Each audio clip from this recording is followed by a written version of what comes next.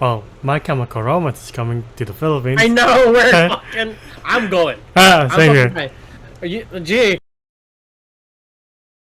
Hello, everybody. We are the Geeks and the Jets. Today we wrap up our comedy lineup, which started with Happy Gilmore, now ending with Coming to America, starring Eddie Murphy and one of his most famous comedies of all time from the 80s. Stars him, the late great James Earl Jones, and Arsenio Hall as the prince. Eddie Murphy is the prince of Zamunda, not quite Wakanda, but this is essentially a fish out of water story where he wants to be an independent person looking for love who's not, how do I say this, brainwashed into worshipping his every move. And you're like, Yeah. alright, like, Naked Gun, there are a lot of things in this movie that you're like, I think it stays in the 80s, man. Yeah, it does not age well. Yeah. Where with the whole what you call arranged marriage and like how that started. I'm like, Yeah, I don't think that's to try with anybody.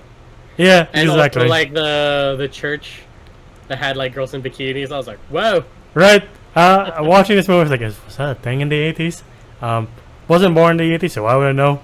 I haven't had the time to ask my relatives from the 80s. One way to get people to go to church. Sure. But yeah. Prince Akeem and his friend want to go to America to essentially look for love, even though he has everything in Zamunda, and his dad is like, all right, I'll let you, have your time, having fun. Yeah. I do love that. When you did mention that, I was like, oh, it's not quite Wakanda. I was like, oh my god, this is what Wakanda was in the 80s. Very brightly colored and very pink and teal. I was like, okay, it's a choice. Not my kind of thing, but it works. Yeah. And I just love how like blissfully ignorant they are of like their privilege. Like they go to like a poor side of like New York, and they're like, Yeah, they go to Queens. yeah. They like have like chinchilla like fur coats and like gold, and they're like, what's everybody staring at us? I don't understand. Why did they steal our luggage? And they're like, Yeah. Interesting. Yeah, and like somebody throws trash on the floor, and you're like, look, America's so free thinking that they even just throw glass on the floor. like no. No. I'm surprised nothing else happened to you in this neighborhood. But yeah. Yeah. Akeem and his friend look for love in like all the bars in Queens, I guess. And like they have like a, what do you call this? Audition who is fit to be Akeem's lover. There is a second movie, by the way, that came out in 2021. Yeah, it didn't do so well apparently. Yeah. Have you seen it? It's on Netflix. I have not. Alright. By the way, this is my first time watching this movie. Never saw it before. Really? Yeah. Yeah. And I never knew that this was a thing. And also, I didn't know that it was slightly connected to Home Alone. Really? Yeah, I don't know if I'm getting this wrong, but like in Home Alone, there were like these Home Alone 2, I think, Lost in New York. There are these two very rich tycoon guys, and they messed up a deal, and then they became poor. Oh. And they're the same guys that Akeem gives money to Oh. on the streets. The two hobos, those were like the guys from Home Alone. Oh, I haven't seen Home Alone 2 in a while. Yeah. So yeah, I need to rewatch I that. think, and everyone in the comments, correct me if I'm wrong, but all I know is that those two guys are in a different movie in the 80s. Okay. And they're like, oh yeah, these worlds are connected. Interesting. But yeah. Yeah. Akeem takes a job at not McDonald's, it's McDowell's. And McDonald's. It's just like anime. Yeah. like Whack-Donald's or I don't know. I just found it funny. I was like, is this their world of McDonald's? No, it is a completely separate chain. Yeah. And McDonald's is having a problem with Exactly. Yeah, I get what you mean with like the anime, like in Haikyuu instead of Pocari Sweat, it's something else, and you're like, oh, yeah. I guess I didn't have the money for the license for that. But anyway, he meets Lisa at the church fundraising event, As he's preceded by this band also, who's headed by Eddie Murphy, and you're like, this is fucking weird, man. Yeah, even the pastor is played by his friend. Yeah, John Amos. Yeah. And I was like, oh, that's kind of funny that they still had like roles Yeah. that they. Oh, sorry, like, Arsenio 'cause I was Hall. wondering, I Yeah. was like, this guy sounds very familiar, but he does not like Eddie Murphy, Yeah. and it was Eddie Murphy. Yeah, same with the barber shop employees. Like it's all Eddie Murphy and Arsenio Hall, including that Jewish man who's played by Eddie Murphy. You're like, it's interesting how. That Jewish guy played by Eddie Murphy, Yeah, dude. Like when you say that, like, oh, CIA spies had like latex mask and they could blend into the crowd. I fucking believe it now. yeah, right. You're like Eddie Murphy's so talented. The makeup artists in this movie were pretty talented in hiding the fact that you couldn't tell who was Eddie Murphy and who was Arsenio Hall. Yeah. I love the fact that Arsenio Hall is just like, can we please spruce up the place? It's kind of miserable here. I don't want to be neighbors with he's rats like, no more. I don't want to live like this anymore. And then, but that's when he's like able to get Lisa. Yeah, yeah. He was like, oh, they could finally come over. But the thing is, he's playing poor.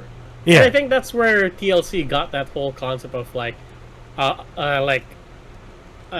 secret billionaire dating show. Oh yeah, Where yeah. a girl is like dating a dude, but he doesn't tell her that he's a millionaire. Yeah. Until by the end of the show, he's like, I'm actually a billionaire, like a millionaire. I own a company or so and so. And she's like, oh my god, Right. hit a jackpot, I didn't know. You said TLC, Yeah. and I was brought back to like 15 years ago. I was like, I remember that show. Jesus Christ. Where they had like really crazy dating, like, you know, Yeah. TV show. Arsenio Hall like spruces up the place to like not even within the same vicinity of the building. You're like, something doesn't, something that's not belong here, and I don't know what it is. It's probably this entire fucking room. And use galvanized steel and all that. That's an old joke, but like, yeah. Yeah. I like the fact that the king is looking for someone who's not worshipping his every step and is looking for someone who doesn't just want him for his money. You're like, that's admirable. Yeah. Uh, The story and dialogue is very shallow in of itself, but like the message is there. Like, Yeah. yeah, the entire time he just wanted to get a wife that doesn't know who he is and Yeah. doesn't know that he has the money. Yeah. And he's just being chosen for the money. Yeah. Like the few grabs that I had is that like the endings just seems to a bit like abruptly 80s happy ending. You're like, what? Yeah. Yeah. I was like, whoa, that was jarring, but Right. okay. I mean, I love the jokes. I love the build up. I love that like James Earl Jones is here too as the king. Yeah. I gotta lie, if we were to have a king of Wakanda, James Earl Jones would have been one of them. Oh, definitely. Okay. I just love the fact that he also plays the stoic father here too. I was like, oh, it's not the first time playing this, and it won't be your last time since he also plays Mufasa later on. You're like, yeah, you're being typecasted in a role that I really do like for you. Yeah. But yeah, it seems just a bit too like abrupt, where the mom's like, "You're the king, can't you do whatever you want?" Like, and then you go to the wedding, Yeah. and it's I'm not Lisa. gonna lie. I was like, I kind of agreed to it. It was just like, it's like, well, but it's not tradition that he gets a girl outside of Zamunda. Zamunda. And he was like, who am I to change tradition? Me and the mom had like the same reaction. I was like, aren't you king? Right? And he's just like, oh, doy, shit. Yeah. Also, by the way, a lot of SA in this movie. Oh yeah, Yeah, it is a little uncomfortable. Where like the sister kind of just goes for it yeah, and touches Eddie Murphy. I was like, whoa, that's not okay. right. Like that's what I mean by some things here just stay in the 80s, and you're just like, you know what? We know better now. We all know better. Yeah. I know better. You know better. We as a species hopefully know better. Yeah. But yeah, also like they're in an African country and they're speaking, in an American accent, and they barely do any effort to hide the fact that they're Americanized. You're like, oh, not even from James Earl Jones. Eddie Murphy kind of Oh, sounds no, different. They do an accent. They have a little bit of a Yeah, African accent, a little bit. like a twang, like a little twang here. Yeah, I mean, But compared to like Black Panther, like is this like a theater production of like this is the most we can do? I'm sorry, it's the most that the '80s yeah, can do. Um, yeah. but yeah, it's a fun movie to watch. Like, despite the things that don't age well, like again, like a lot of '80s and '90s movies, you just sit there and being like, it's a fun time. I'll ignore that since it stays in the '80s, and I'll just focus on Eddie Murphy and Lisa. Yeah, the sister's an absolute menace, by the way. Like, even when, like, Lisa's ex, Yeah, he gets rejected because he's just like a rich boy living off his daddy's money. yeah, Same with Eddie Murphy, but um, like he climbs up the window all drenched because of the rain. The sister just like undresses. I was like, yo, calm down. Eh, but yeah, it's an interesting like look into what the 80s culture was, especially Yeah. 80s America. Like, again, I'm not American. I wasn't born in the 80s, so looking in on this, I'm like, that's a fascinating culture. Like the stupid shampoo commercials were like, that's a bit exaggerated. Kind of like our shampoo commercials here. I'm like, so that's where they were inspired by. Interesting. Yeah. But yeah, Eddie Murphy is great, and I buy his chemistry with Lisa. I'm like, yeah, I believe you like each other. I believe she likes you more than, well, you told her at the end, but like she would be the type of person who would like you more than your money, you know. But yeah, Yeah, like I, oh, it's it's okay. It's not bad. Like there is chemistry. It's just a little too fast.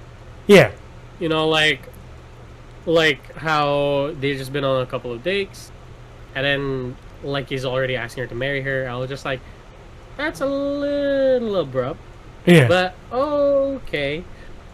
I I would say this thing would have blossomed well if they're like, oh, she went to, uh, God, what's the name of their fucking Zamunda. Zamunda? Is Yeah. that a real country? I have no, probably not. All right, yeah, you're in tourism. You should know this. Yeah, no, in that, yeah, there's nope, there's none at all. Yeah, like I keep forgetting the name of their made up country, but like I would have believed it if like, oh, she stayed with him for a couple of months in Zamunda Yeah, and then they got married, but no, it's just like surprise. I don't know how they did the whole coordination for this wedding. They're royalty and they're rich, so they can do it. But if it was just anybody else with like middle class means, this would have been a nightmare. To oh yeah, coordinate. yeah, they The were fact like, that, like the bride is a surprise. Like, hey, what's up? It's the girl that you like. I would have been like, what? How does this work then? What about the prenup shot? I mean, they already called off this wedding with like thousands of guests, and they're just like, yeah, the wedding's off for today. See you back next Yeah. time. And you're like, what? We're already here though. What the fuck do we do Royalty, then? they could- yeah. Yeah, exactly. But yeah, what would you rate Coming to America? Alright, Coming to America, 7 out of 10. It's still a good movie. It's still funny. Yeah, There's some things here that I'm like, yeah, this is very prime Eddie Murphy, and I love it. yeah, The story in of itself is like very interesting. hmm. I guess it's like the Cinderella story ish, but on like the other spectrum Yeah, of the other side of the story, which is the prince going to Cinderella. yeah, Other than that, like you do get a little bit of like somewhat of black culture, and I appreciate that. yeah, Eddie Murphy did a great job. Yeah, this is like probably one of the first few characters that Eddie Murphy had that he's not loud. yeah, yeah, Yeah, he's very calm and demure. yeah, You know, he's a prince. yeah. Even though like he tries to like get the attention of the dad, like in a very weird way, and the dad's just like, "Son, if you want to keep this job, stay off the drugs." Okay. Yeah. I agree. 7 out of 10 as well. It's an interesting look to what the 80s was and what black culture was back then, and how we've evolved as a race of people, like what we accept and don't accept, that is appropriate and not appropriate, especially with like when it comes to relationships and what not to do and what to do. You're just like, oh, we've changed as a whole human species. I hope the rest of the world catches up to that, because that is what is universally accepted.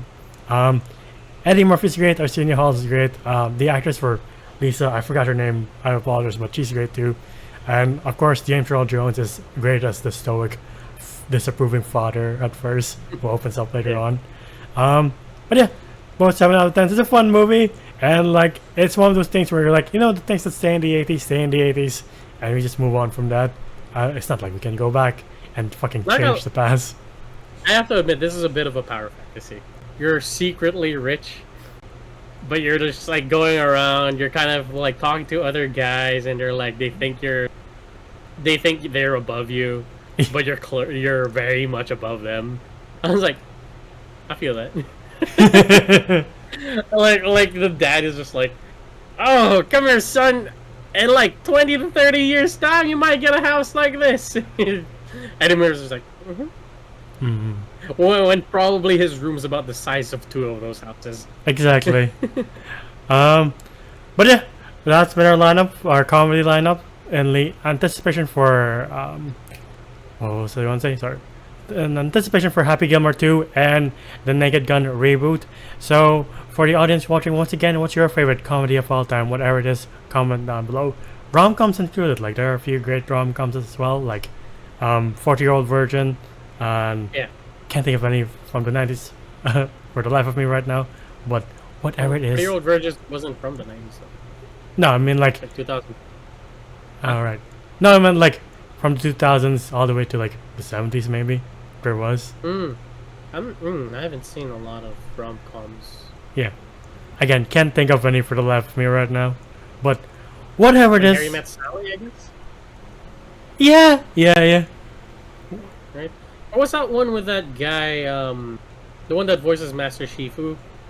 He's like in a dancing class with Jennifer Lopez. Yeah, I don't know what that is. I forgot what it was called. But like, like him and his wife like kind of agree to like, okay, we're both cheating on each other. Let's just do it with someone who's attractive. I was like, what is this movie? What's the one with Ben Stiller and Robert De Niro? Oh, it was like Meet the Fuckers. Yeah, exactly. Good stuff. But yeah. Whatever it is, comment down below. If you'd like to see more of us here, please leave a like, subscribe, and ring the bell icon to get notified of when we upload next. We're also on Spotify and TikTok to see your best and funniest moments. Spotify triggers on the go. And the Veggie Zodas was on TikTok and Ants Wolf on Letterboxd. Where can I find you? You can find me at JohnJoe_on Instagram. It is Marathon. And until the next one, we'll see you then. Bye, everybody.